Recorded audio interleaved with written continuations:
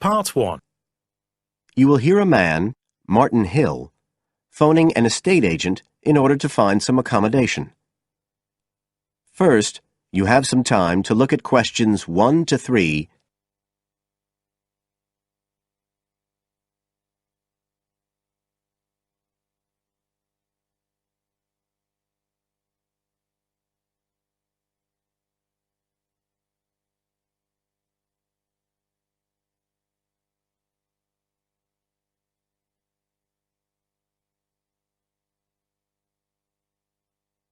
Listen carefully and answer questions 1 to 3.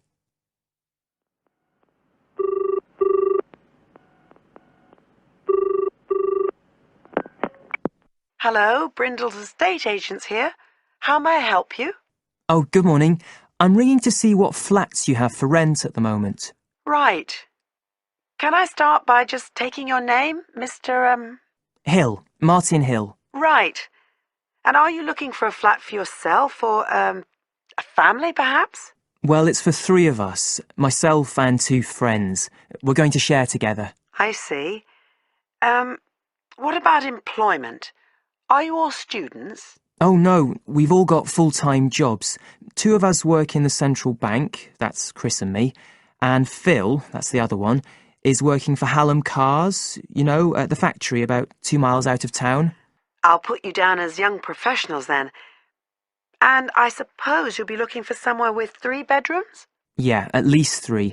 But actually, we'd rather have a 4th room as well, if we can afford it. For friends staying over and stuff.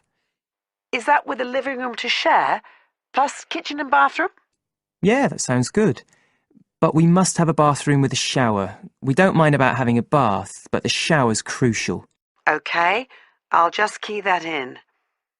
And are you interested in any particular area? Well, the city centre would be good for me and Chris, so that's our first preference. But we'd consider anything in the west suburbs as well, really. Actually, for Phil, that'd be better, but he knows he's outnumbered. But we aren't interested in the north or the east of the city. OK, I'm just getting up all the flats on our books. Now you have some time to look at questions 4 to 10.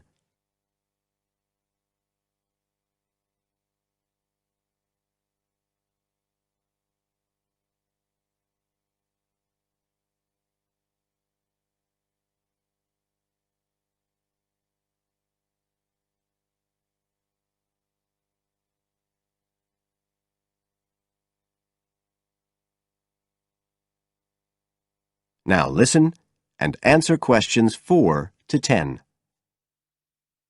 Just looking at this list here, I'm afraid there are only 2 that might interest you. Do you want the details? OK, let me just grab a pen and some paper. Fire away. This first one I'm looking at is in Bridge Street and very close to the bus station. It's not often that flats in that area come up for rent. This one's got 3 bedrooms, a bathroom and kitchen, of course, and a very big living room. That sounds a good size for you. So what about the rent? How much is it a month? The good news is that it's only £450 a month. Rents in that area usually reach up to £650 a month. But the landlord obviously wants to get a tenant quickly. Yeah, it sounds like a bit of a bargain.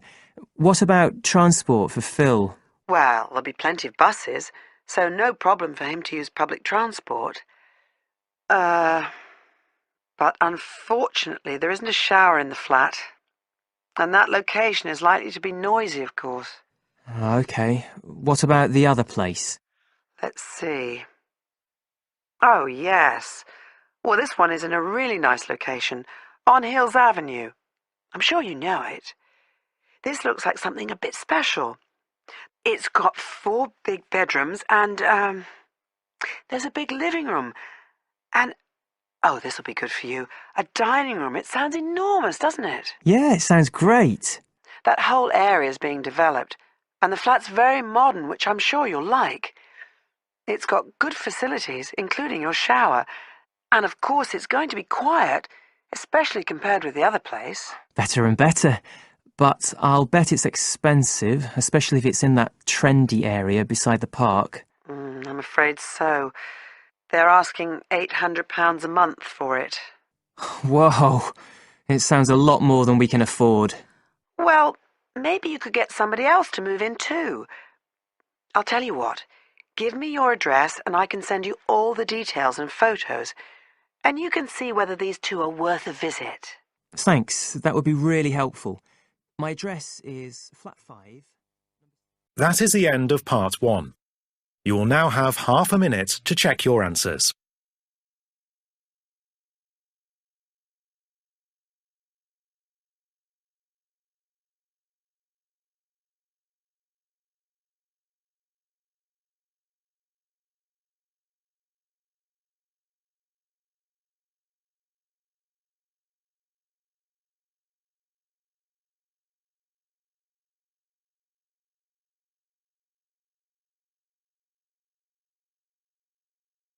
Part 2. You will hear a tour guide welcoming a group of visitors to the British Library and telling them about the library and what they will see there. First, you have some time to look at questions 11 to 15.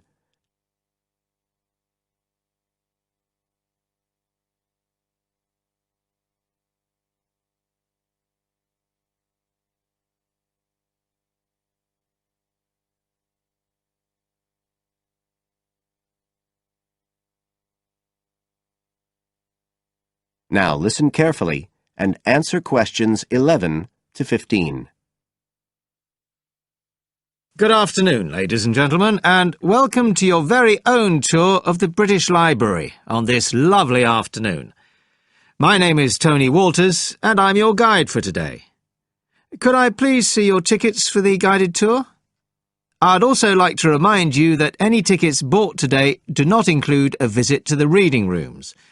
I'm afraid we don't do visits on Fridays, or any weekday during working hours, so as not to disturb the readers. But if you do want to see those rooms, the only day there are tours is on Sundays. So, I don't want anyone to be disappointed about that today. OK? Thank you.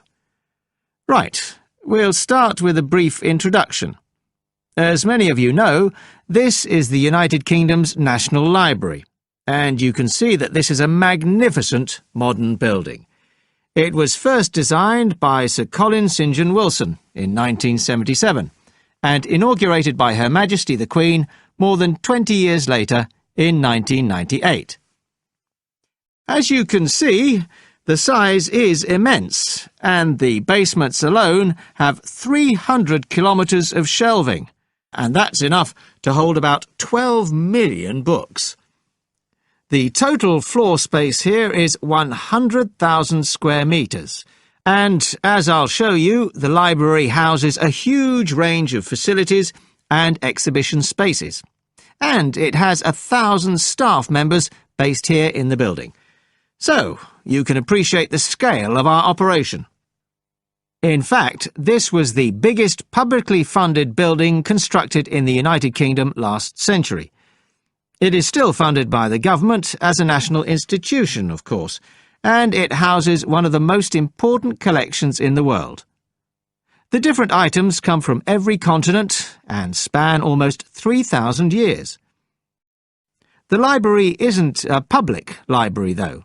You can't just come in and join and borrow any of the books. Access to the collections is limited to those involved in carrying out research. So it's really a huge reference library for that purpose, and anyone who wants to consult any materials that are kept here can formally apply to use the library reading rooms. You now have some time to look at questions 16 to 20.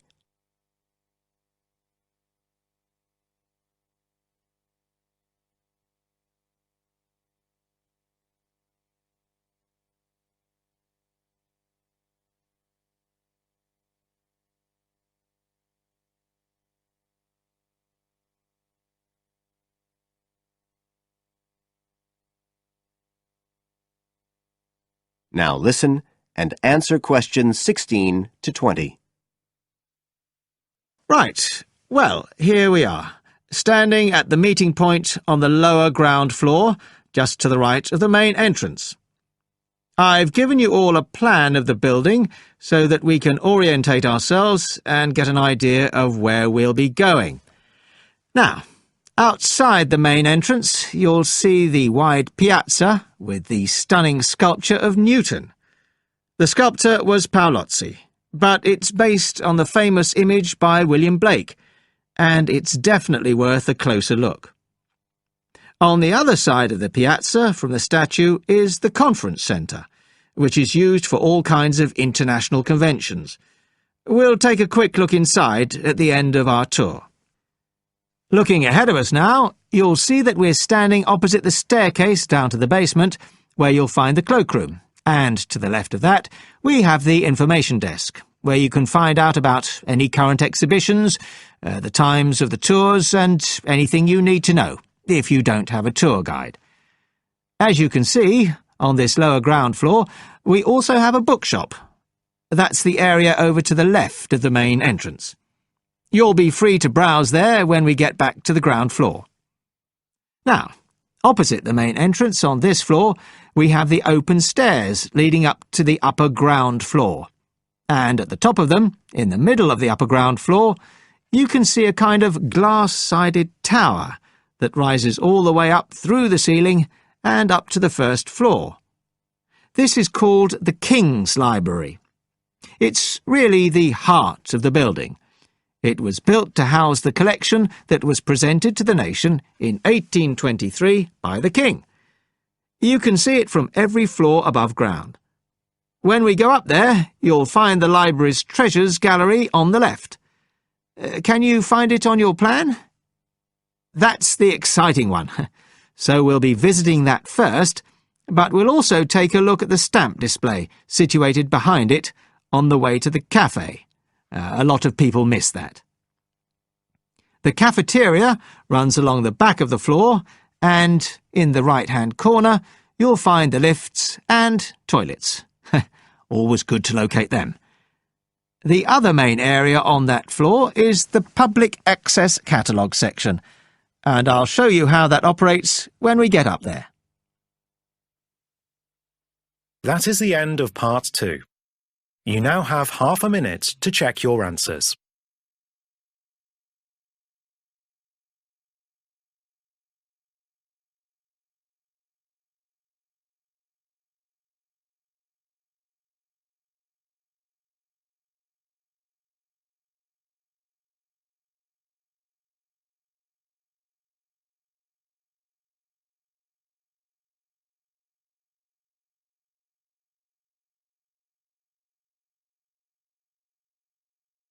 Part 3.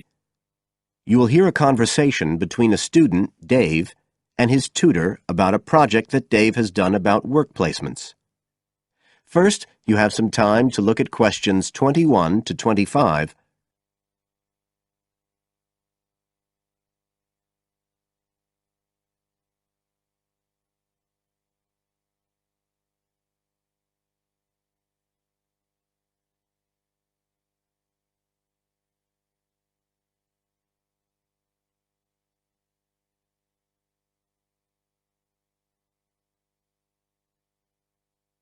Now listen carefully and answer questions 21 to 25. Good afternoon, Dave. Come on in and take a seat. Hi, Dr. Green. Thanks. Oh, hang on a minute. I'll just find the first draft of your project paper, and we can have a look at it together. Now, yours is the one on work placement, isn't it? Yeah, that's right. So what made you choose that for your project? Well, I suppose it was because sending students off to various companies for work experience seems to be such a typical part of educational courses these days. I mean, even school kids get to do it. But I felt everyone just kind of assumes it's a good thing, and I guess I wanted to find out if that's the case. But you don't look at schools or colleges, right? You've stuck to university placement schemes. Yeah, well, I quickly found that I had to limit my research. Otherwise, the area was just too big. Do you think that was okay? I think it's very sensible, especially as the objectives might be very different. So how many schemes did you look at? Well, I sent out about 150 questionnaires altogether. 50 of each to university authorities, students and companies. And I got responses from 15 educational institutions and 30 students in 11 individual companies. Great. That sounds like a good sample. And who did you send your company questionnaires to? Well, the idea was to have them done by the students' line managers. But sometimes they were filled in by the human resources manager or even the owner of the company. Right. I didn't find a full list anywhere, so I think it's very important to provide that, really. You can put it as an appendix at the back. Right. I've got a record of all the respondents, so that'll be easy. I hope other things were okay.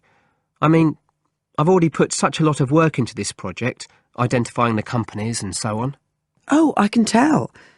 I think you've done a good job overall. You now have some time to look at questions 26 to 30.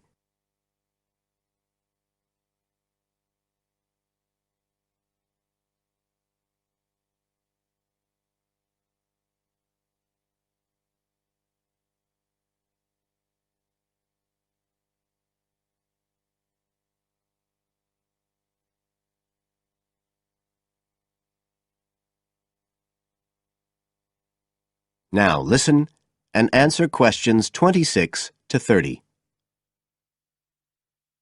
I thought your questionnaires were excellent, and you'd obviously done lots of background reading. But there were a few problems with the introduction.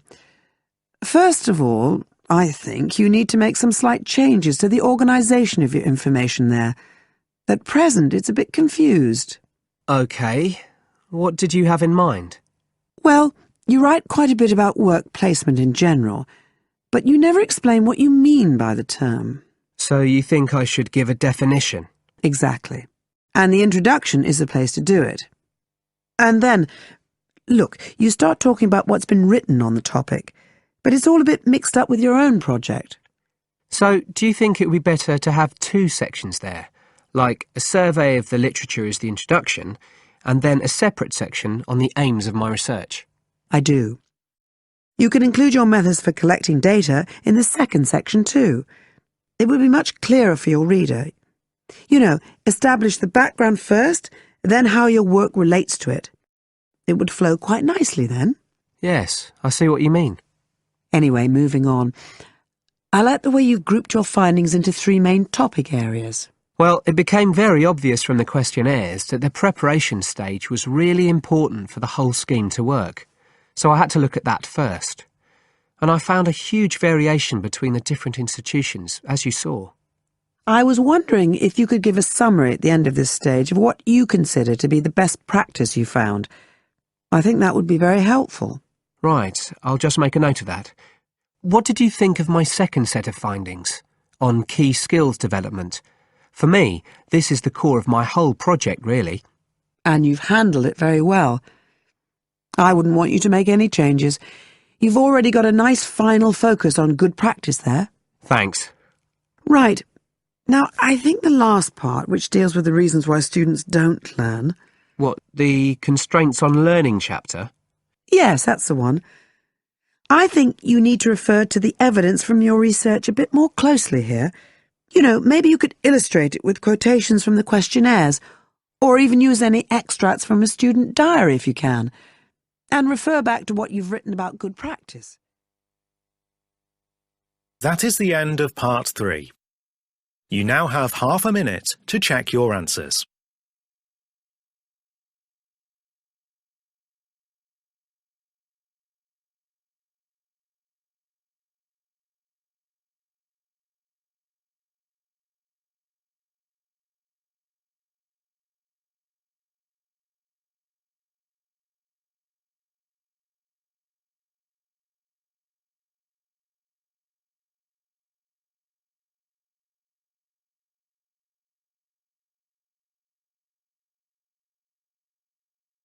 Part 4. You will hear a part of a lecture about learning and bilingualism. First, you have some time to look at questions 31 to 40.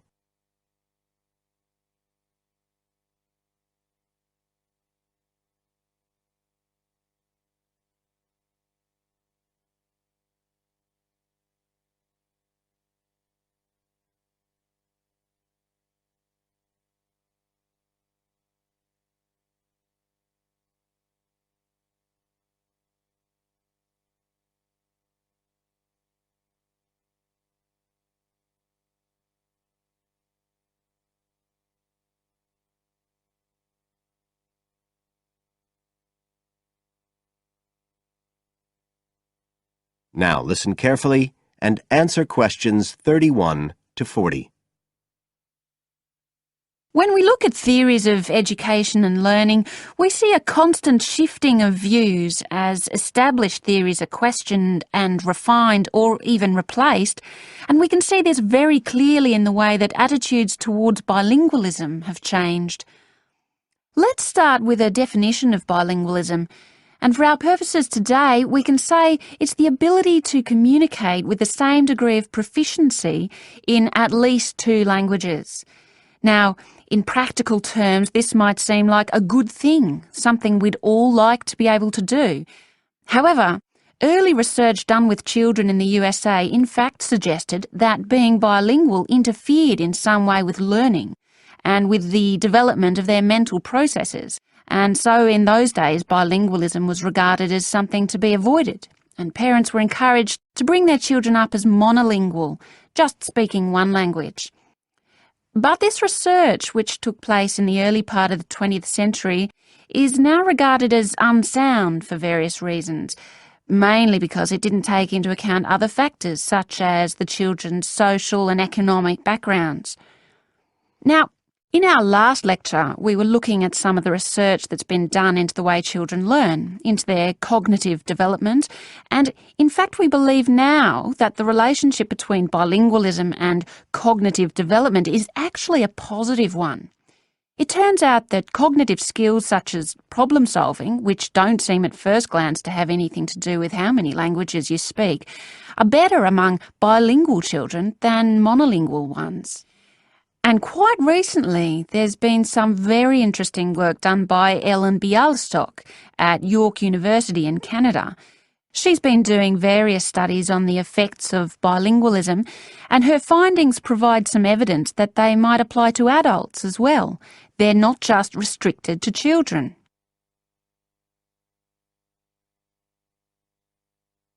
So how do you go about investigating something like this?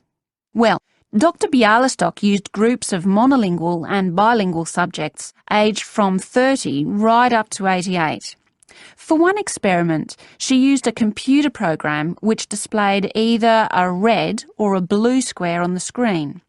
The coloured square could come up on either the left-hand or the right-hand side of the screen.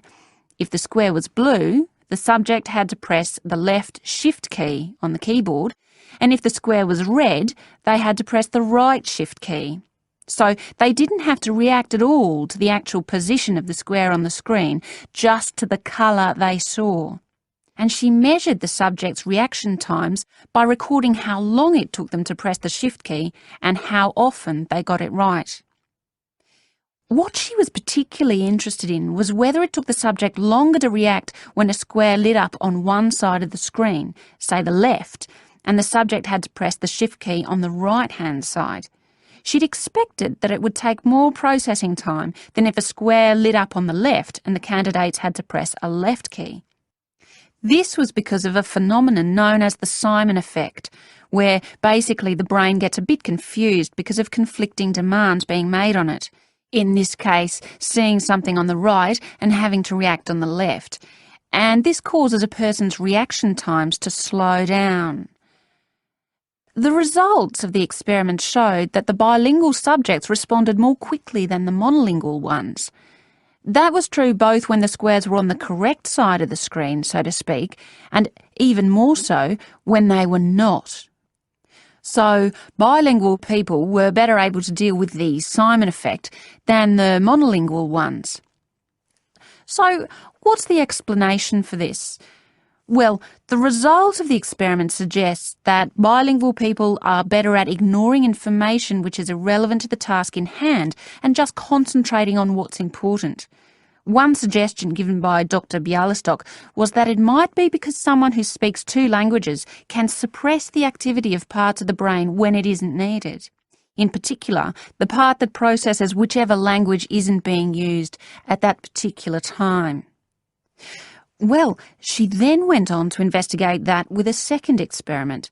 But again, the bilingual group performed better. And what was particularly interesting, and this is, I think, why the experiments have received so much publicity, is that in all cases, the performance gap between monolinguals and bilinguals actually increased with age, which suggests that bilingualism protects the mind against decline. So in some way, the lifelong experience of managing two languages may prevent some of the negative effects of ageing. So that's a very different story from the early research. So what are the implications of this for education? That is the end of part 4. You now have half a minute to check your answers.